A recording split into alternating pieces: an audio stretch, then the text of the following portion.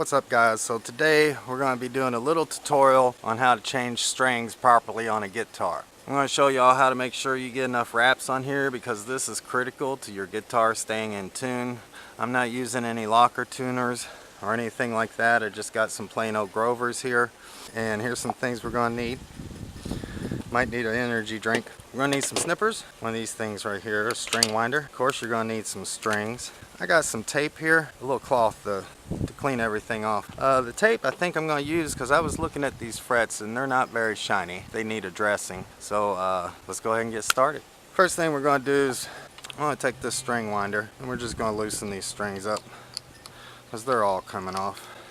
I like to loosen them up a little bit before I snip them. So we got those loose. We're going to grab our snippers here. I'm just going to cut all these right off. I'm going to go ahead and we'll just get these off of here. Now of course this is going to be different for different types of guitars and different tremolos. This is pretty much a LP style tremolo. Nothing to it, it's pretty simple. We're going to take these strings here.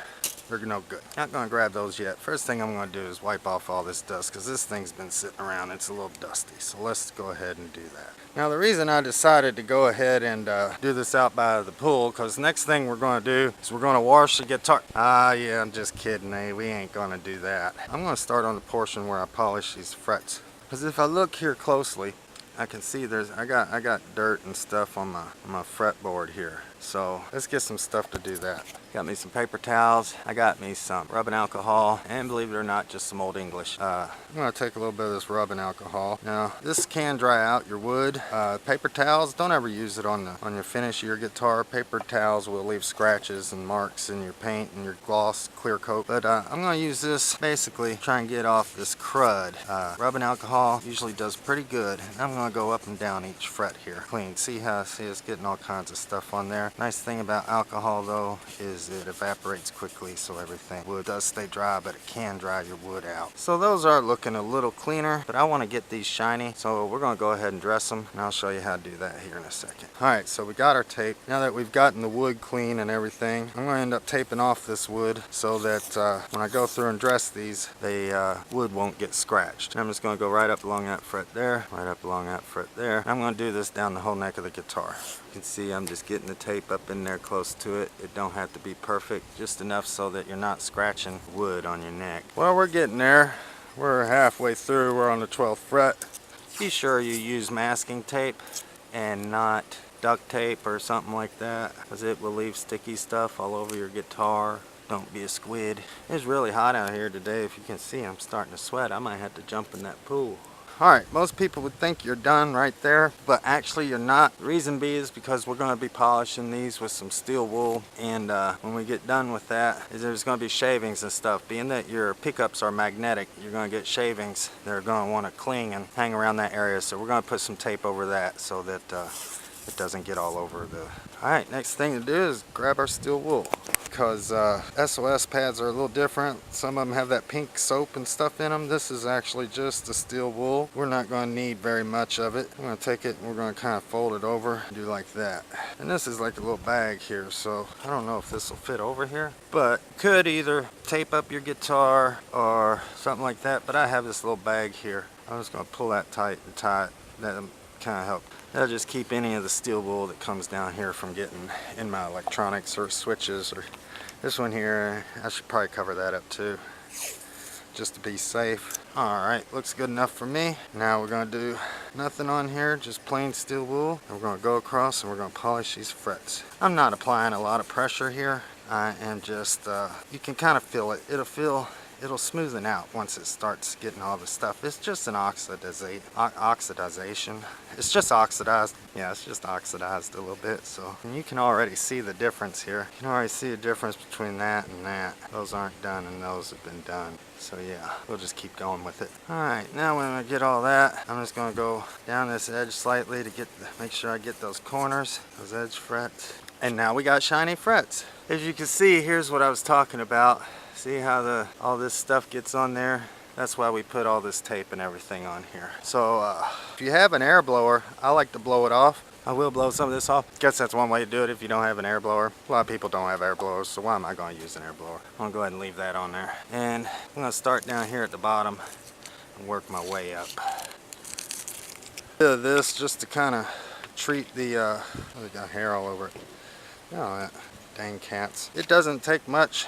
I'm not going to put much on here. This is just enough, a little bit of lemon oil, just to treat the fretboard a little bit. And you see it's going to shine it up here. I'm not wanting to saturate it. The reason you don't want to oversaturate it is sometimes it can cause fret issues and cause a fret to lift. Well, you can see my sweat dripping off of my can. Look at this. That's from me sweating. Yeah, I'm like raining sweat. Look how hot it is out here. That's crazy. Alright guys, so we made a big mess here of stuff and junk. Maybe I'll clean this a little bit. Oh man, that's hot. Oh boy. Whoa, whoa, whoa, whoa, whoa, whoa, whoa. Hot. Okay, I might let this go inside and cool this shit. Doing this out here in the sun, but I just wanted to make sure you guys had light, could see exactly what was going on. So we got now are some Ernie balls. These are the skinny top, heavy bottoms. I use these on this guitar simply because I have my intonations tuned to C. It's in drop C. It's what I use to play heavy metal and stuff. And let's just get started. I'm gonna start off with my Big E here. And this is really what's gonna make a difference if you are going out of tune. I'm gonna take that, put that right to that hole right there. Gotta pull this up. That up in the slot. Here's how you tell your length. I'm going to turn this around here and try and get this lined up with this bridge or nut, whatever you want to call it. Alright, so here's the trick, guys. What you want to do is you pull this string tight. Now it's going to vary depending on your post and what size post you have. You'll get used to it on your own guitar, but usually you want to think about 1 inch of this is about 1 wrap. So right around there might be about 1 wrap. So I'm going to go up and I'm going to do 1, 2, I'm going to do 3 wraps. So I'm going to got just about 3 wraps, maybe 3.5 there, guessing. I haven't done this guitar in a little while. And I'm going to pull that up. So basically if you got it tight, going up here to this post. I'm going to loosen that down. I'm going to put this in my bridge. I'm going to take my thumb. I'm going to push it down right there. I'm going to grab my little string winder. Make sure I'm winding the right way. I'm going to get that about halfway. I'm going to pull this up, get it out of my thumb. And I'm going to keep pressure down on my thumb. And what that's going to do is going to push that down and keep it like that. Now a lot of people do this under-over thing. Under-over, you know, you got to go over the top and then through and all that. You don't really have to do that. What keeps your guitar in tune is the amount of wraps. Now I hope I might not have gone too far. Yeah, it looks like good. It's resting right on the bass. So you see I've got my wraps now that go from the top all the way to the bottom. We're going to do that as best we can for each one of these strings. Now as you get smaller in strings, as we go through here and they get smaller and smaller and smaller, that length that I started with that one, that's about 3.5 wraps or so. And we got one, it's going to get a little longer. Like if it's that long, I'm going to add another one for this next string. So let's go ahead and grab our 42. Go through the same motion of getting it in here. Oh, the sun's going in. I'm glad that's happening. There's up through there. That in our bridge. Turn this a little bit so I can get it straight, just to make it easier to pull on and do my adjustment. Got it in there. Everything's tight. Put a little tension on it. Last time we were like that, so I'm going to go 1, 2, a little more, 2, 3.5, 3 or 4. So we're going to do about like that on this one. Do the same thing. I got my length that I want, you know, about like that. I'm going to put that slack, pinch it, put my thumb down on it, and start winding. Getting this up, get it out of the way a little bit, while still keeping my thumb pressure down to keep that string in line. Now we're at the bottom. Alright, we're down to 2. Let's do...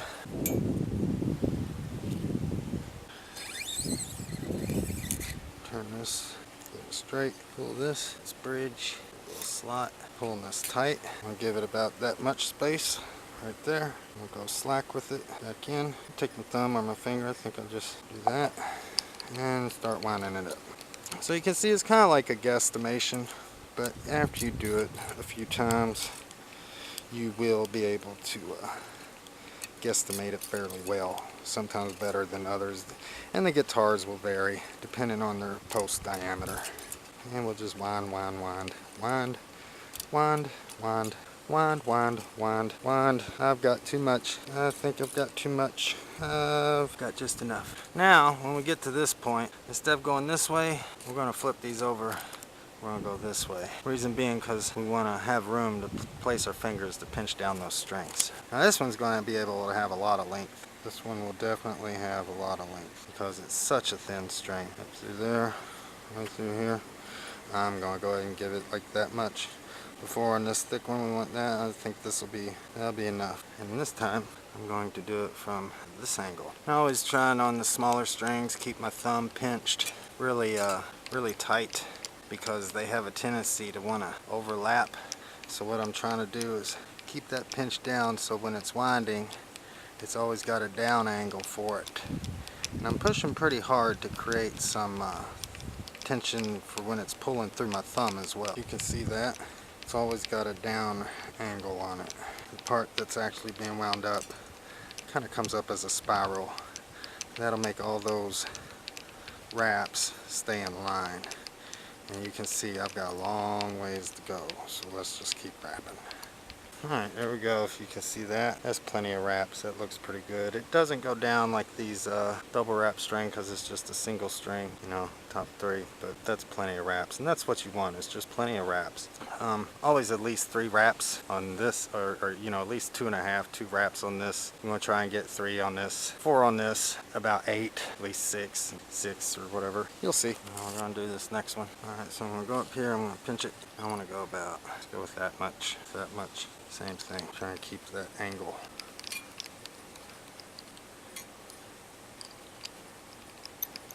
And wrap. And when you're doing this, like earlier on that 5th string, the A, you know, I'd had a little too much.